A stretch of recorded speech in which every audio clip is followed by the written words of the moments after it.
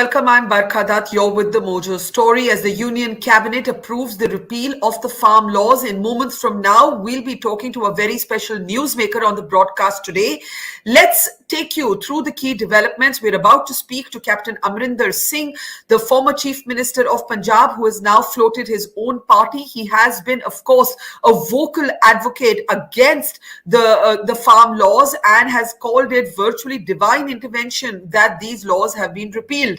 Of course, the interesting question now is what impact all of this will have on the Punjab electoral battlefield, where at the moment you have Chief Minister Channi and Arvind Kejriwal locked in a head-to-head battle. But Captain Amarinder Singh has spoken about not giving up the battlefield like the soldier that he was. He will be contesting from Patiala, where he has challenged Navjot Singh Sidhu to stand against him.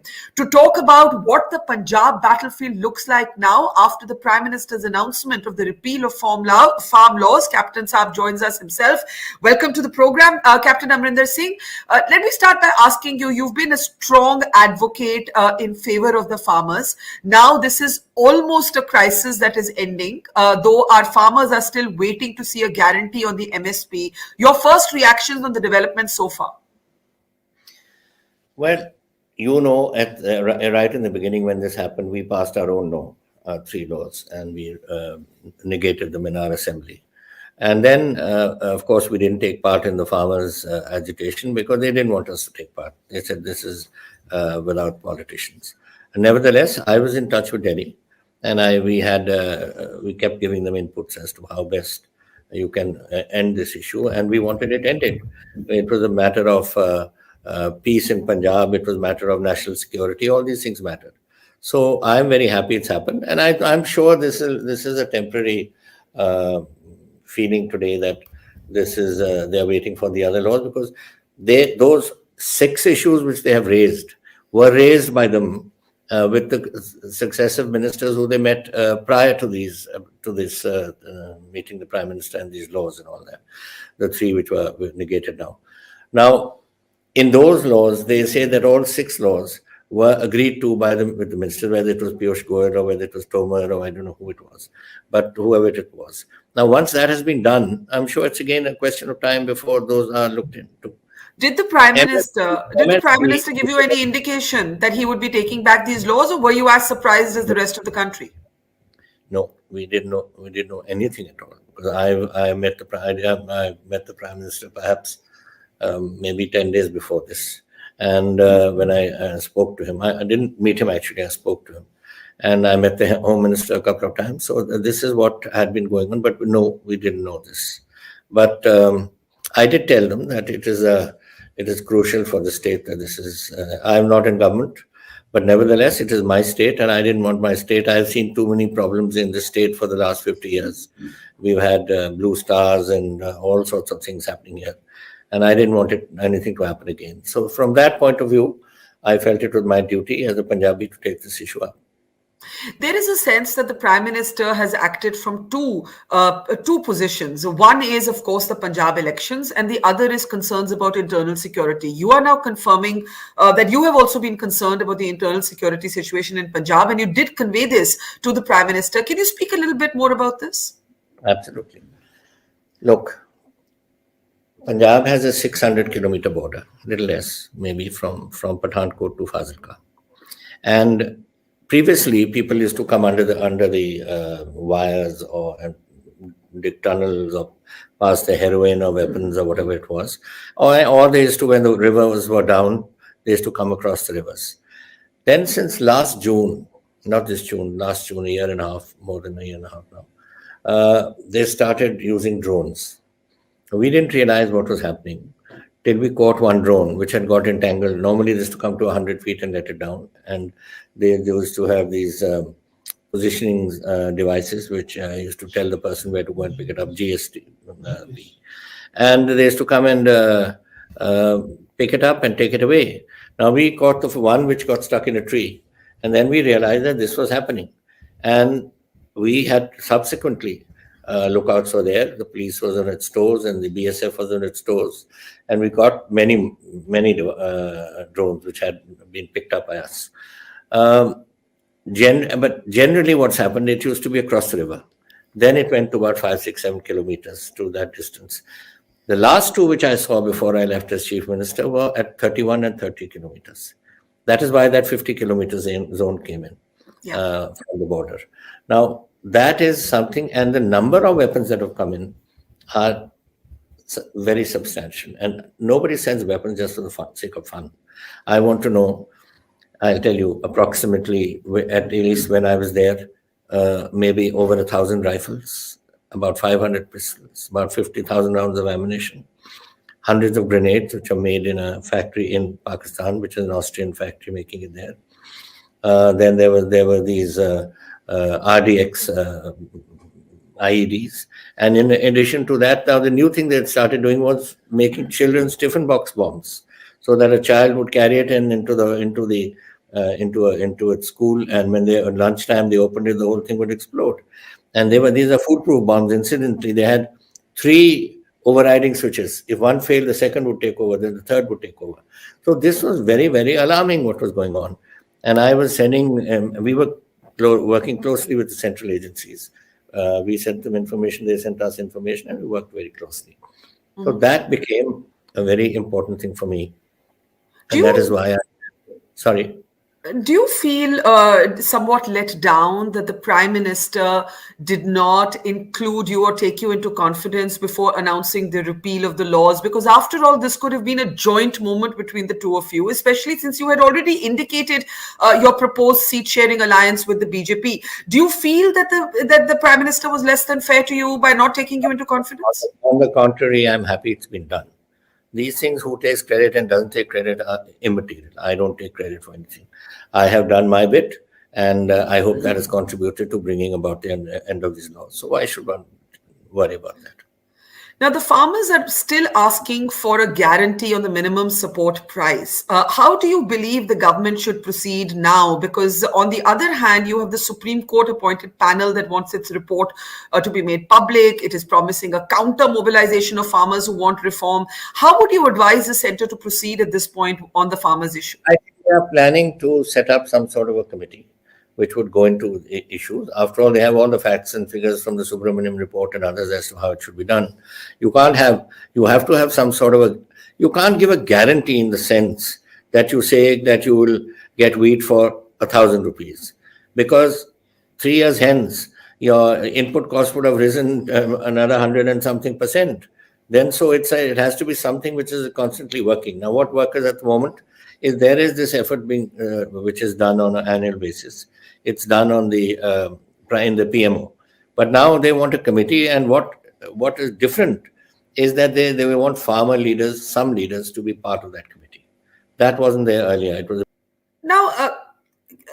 Captain Amarinder Singh, how do you think this matter can be resolved till its logical conclusion? Because you still have the protesting farmers asking for a guarantee on MSP. And on the other hand, you have members of the Supreme Court appointed panel saying, make our report public. They want a counter mobilization of farmers. Could we be looking at a Kisan versus Kisan crisis yet again?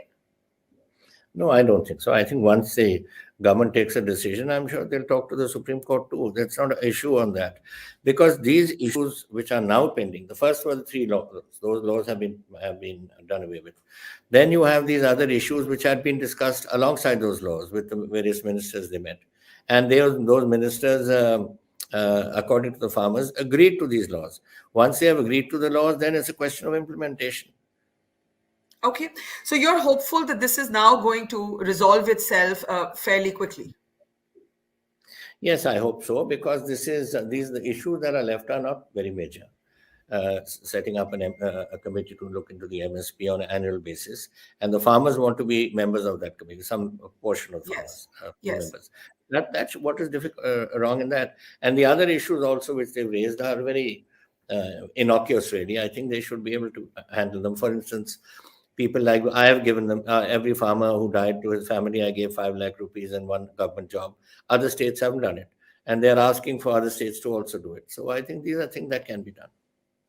Okay, let me ask you what you believe the political consequence of this will be. The BJP is now talking about contesting all seats. You have said you will be in an alliance with them. The BJP has never really been much of a political factor by itself in Punjab. How do you see the repeal of these laws changing the politics of Punjab in the upcoming elections? Look, at the moment, the farmer was very upset with the BJP. Let's be clear about this, because it was their problem, which was, and they felt that the BJP was not agreeing to those laws, and the laws were moved by the BJP. Now that is done away with. You must remember that human memory is very short. One, secondly, the impediment has been removed. That's removed. And thirdly, if you look at history, and you see that people thought after Blue Star, for instance, that nobody would ever talk to the Akalis again. And within 1 year, the Akalis had formed a government. After that, everyone said we won't talk to the Congress ever. And within a year later, Byan Singh government had been formed in Punjab. So my point is that these things happen, and memory is such that things change. Now, in the next 2 months, whether we are able to convince the farmer, I think the farmer will be happy by the way, because with these things being done away and the other things being agreed upon, why should he not be happy? And I think we will push this point, and I'm sure most of them are very on it. I mean, they know exactly what the problems are, and they know also that we've been helping them all along. So I think that we shouldn't have a problem. Okay, I want you to talk a little bit about the politics and the upcoming polls.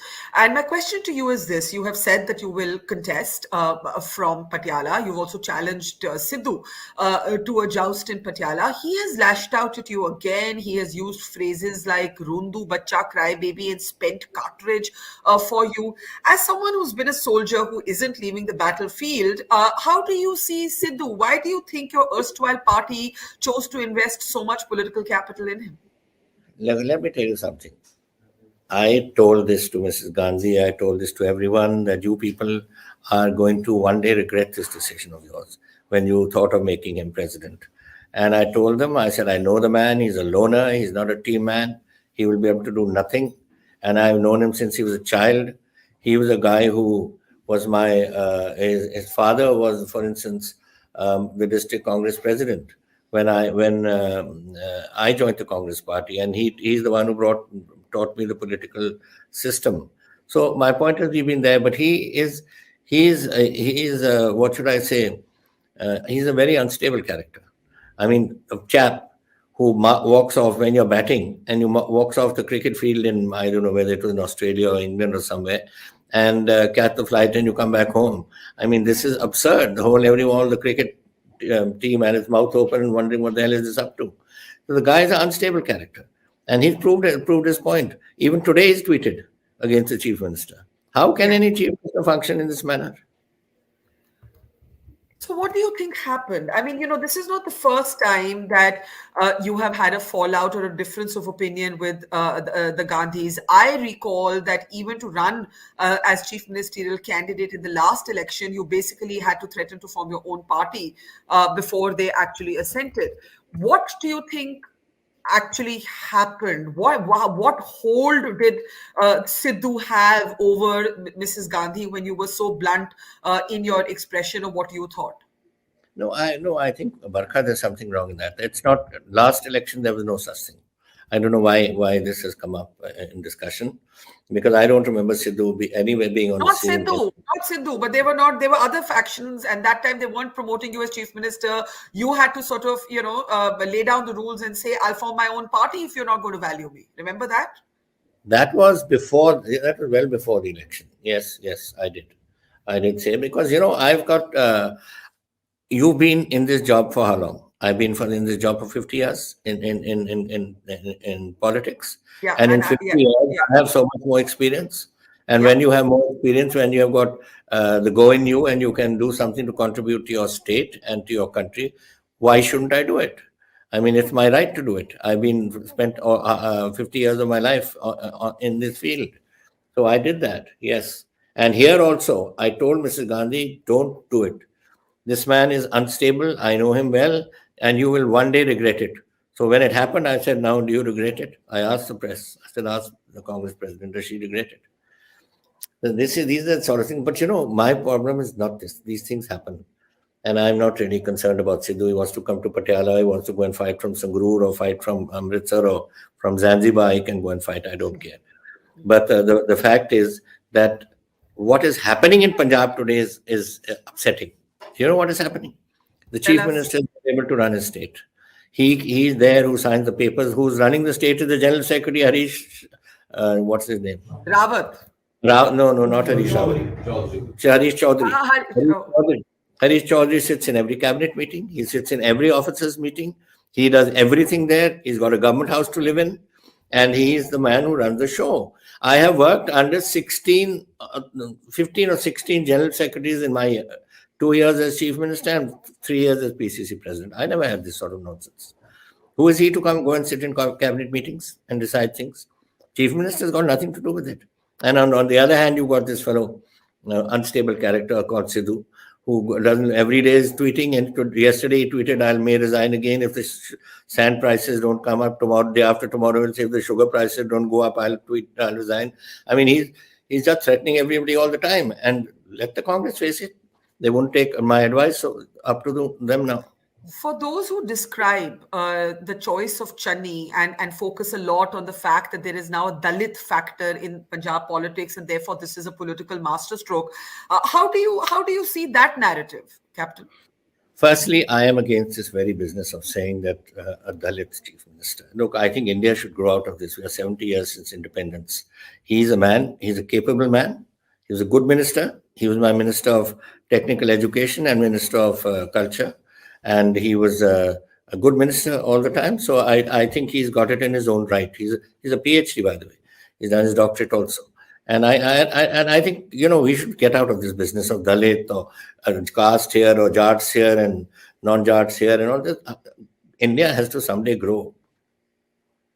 So you don't accept that this could be a X factor in the Punjab elections and could help the Congress? How do you see the Congress's fortunes without you?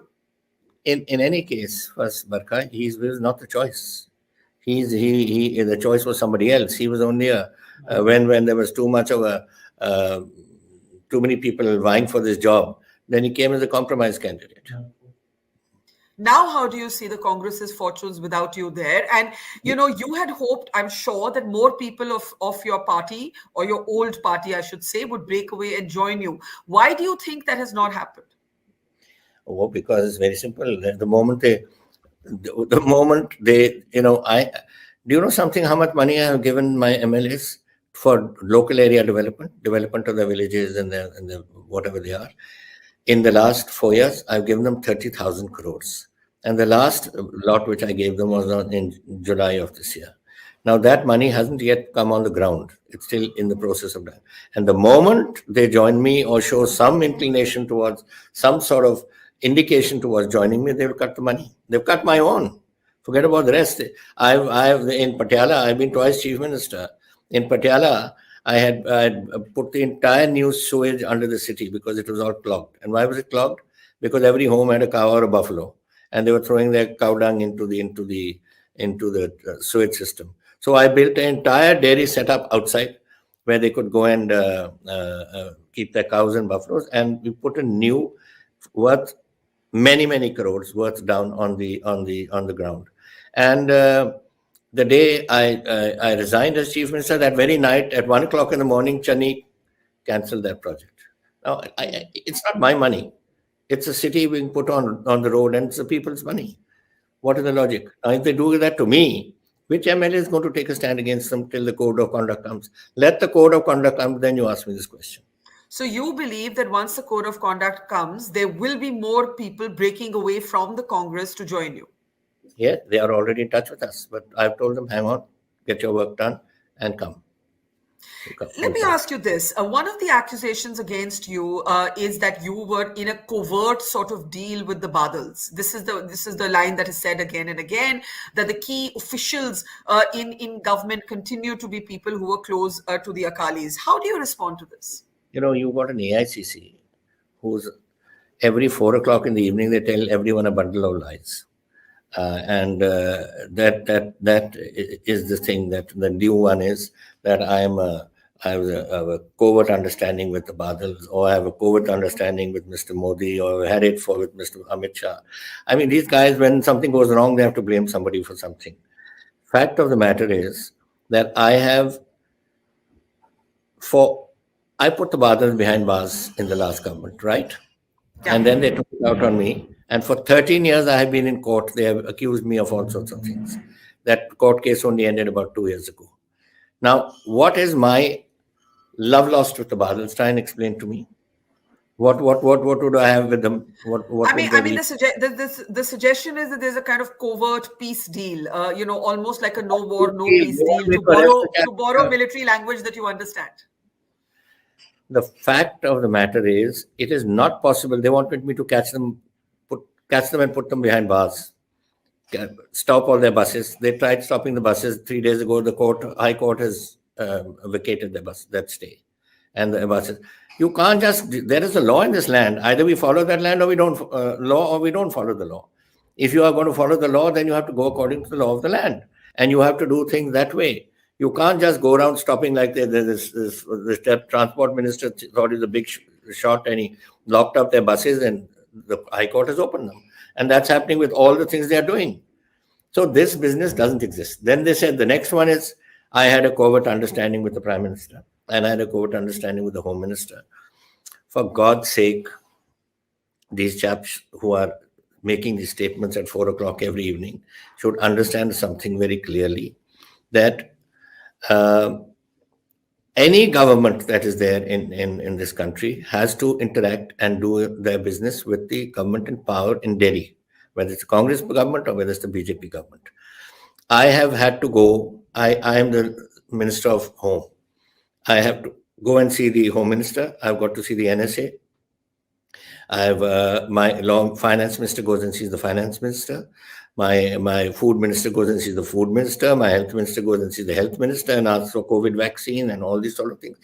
You have to have an understanding. How can my government work and how can I work if I boycott myself from Delhi? You mean to say Gehlot or Baghel are not going and getting their things done there? No.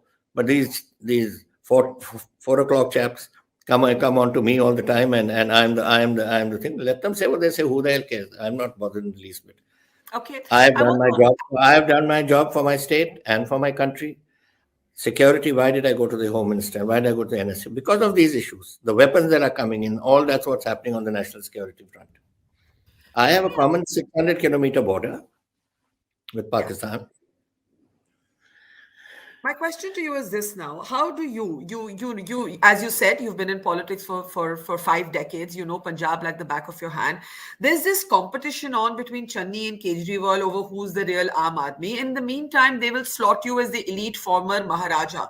How are you going to handle, your being positioned as the elite to their common person background? Look, I don't care what they call me or they call themselves. I can tell you one thing. Both the Congress, the Aam Aadmi Party, and which is the other one? The Akali Dal. The Akalis, and the Congress.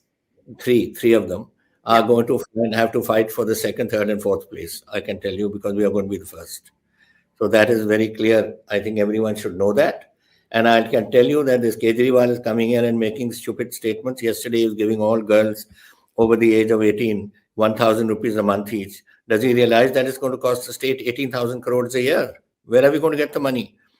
Do you know what my financial situation is of Punjab today? My GSDP of the state is 5,35,000 crores. And I'm allowed to borrow only 4% a year. And you know what my borrowings are today standing at? 4 lakh crores. 3 lakh for the state and 1 lakh for my electricity board and corporates and all. So I'm borrowing already 75% of Punjab is in debt.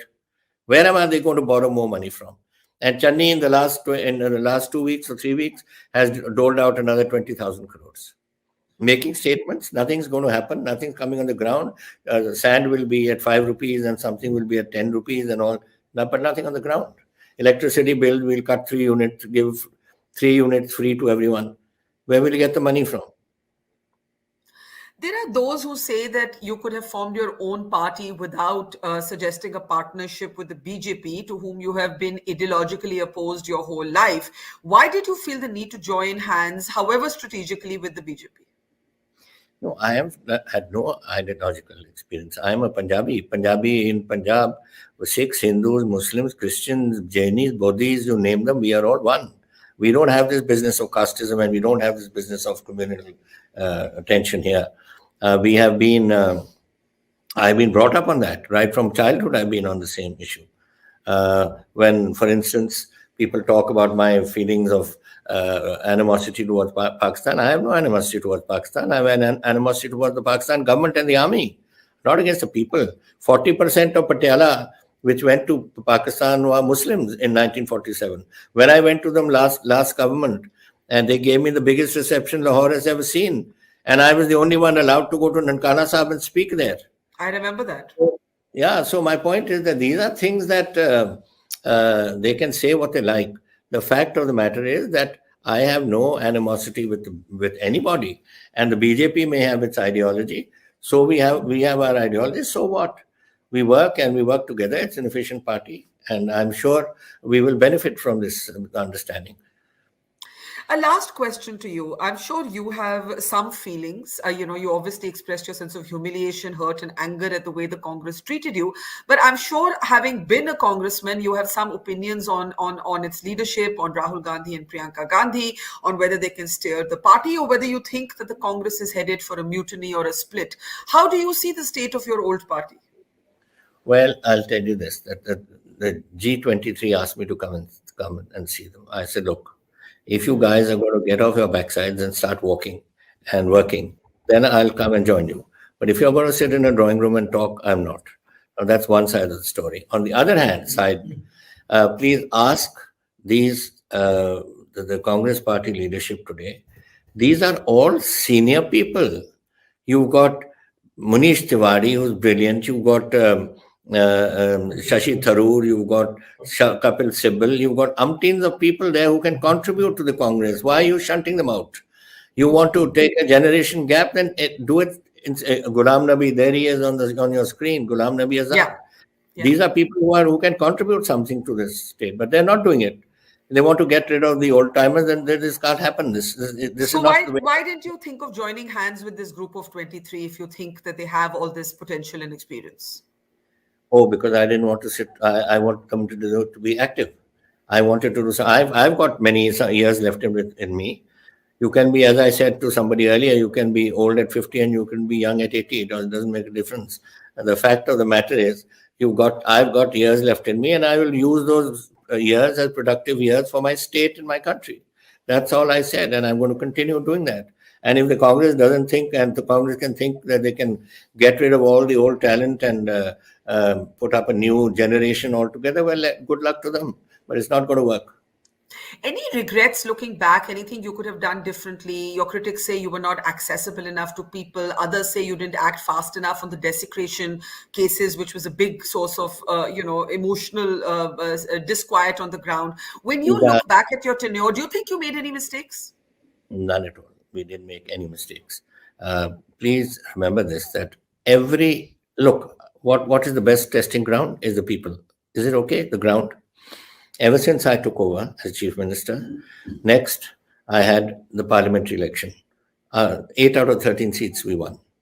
That is 1/5 of today of the Congress MPs in parliament from Punjab. After that, there were 5 assembly by-elections. We won 4 of them. All my corporations I won. All my these municipalities I won. All my over 90% of my panchayats I won. What is the testing ground if this is not the testing ground? It is just selfish people. Many of them, my own people, who I in fact brought into the cabinet, who wanted well, you know what Brutus did. So this is exactly it. They wanted to take over my job. That's it. Do you expect to be chief minister again? You were not fully convinced that you would contest another election. In fact, in the last campaign, you had thought that would be your last election. You changed your mind. Fair enough. Everyone's allowed to change their mind. Why did you change your mind? One, and do you expect to be chief minister again realistically? I don't know. Chief minister, we have 3 parties now in the running. Dinsa's party and BJP and myself, that has to be a collective decision. That is not for me to say or do anything on that. But running, yes, I'm in it, and I will continue. There was a time which I thought that enough is enough now. Let me now hang up my boots and get on to my interest, which was writing. Military history was my interest. But then I thought when we came closer and closer, and I thought that the situation was not good, things are bad. There was a lot of infiltration of weapons coming in, and I thought my experience, 9.5 years as Home Minister of Punjab and 9 years or so with a uniform on, is enough more experience than the current Home Minister. For instance, he's only been there for 2 months, and I've been there for 20 years in the military sort of setup or the Home Ministry of this. So I thought, now's the time. I can't leave at this moment. Let's see what Pakistan is building up to. Okay, I'm going to let you go, but since you are a military historian and your first love, as you just mentioned, is writing, if you had to borrow from military lexicon, military language to describe the state of the battle in Punjab, how would you describe it in military terms? Oh, we'll win it overwhelmingly. Don't worry. That's no hassle in that. All right. No. Looking forward to following you on the campaign trail in Punjab, on the ground very soon in Patiala. Thank you, Captain Amarinder Singh, for your time, and see you soon. Thank you, and take care. Goodbye. Thank you. Bye-bye. Bye-bye. Take care. It's great to see you here. Thank you for watching our work. If you haven't subscribed yet, don't forget to click the bell icon and subscribe to Mojo Story and support independent, robust